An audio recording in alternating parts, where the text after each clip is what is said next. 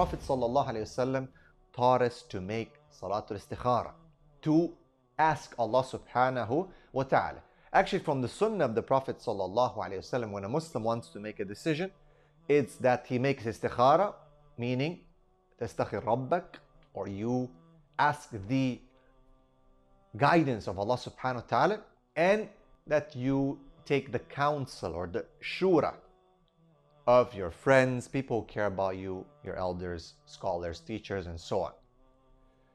But what about marriage? Let's look at istikharah. What have the scholars of Ahlul Sunnah said? The Salaf have said that when it comes to istikharah, it's not just necessary that you'll get a dream. You might get a dream. Dreams are not to be just put down. You might. But do you have the ability or the access to the people to interpret it correctly? That's number one. Number two, not everyone gets a dream. So people feel like, well, that's an answer for me. I don't get a dream. That means I shouldn't go for it. No, that is incorrect. As the ulama have said, that one of the signs of istikharah is sahl, that things become easy. Allah subhanahu wa ta'ala opens the doors towards easiness. For example, you want to marry a sister and things are just rolling out easy. Alhamdulillah, there's no doubts. Things move fast. Alhamdulillah. Parents are easy, mahar is easy, family is easy. Things that you might feel or might have thought that before, man, I think it's going to be a bit difficult. How am I going to deal with this? All of a sudden, boom, mashallah, they just work out excellent. So this is one of the ways, one of the signs that inshallah this is something good to go for.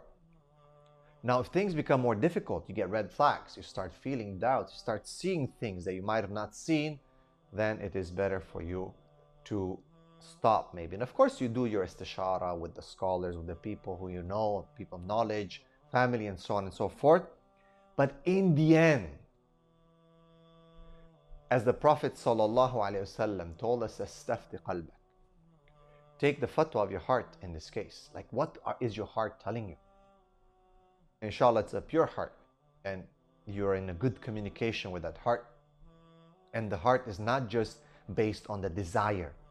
That is one of the problems, that brothers see a beautiful sister, there's tons of red flags, and things don't work. They're becoming harder and harder. Doors are closing.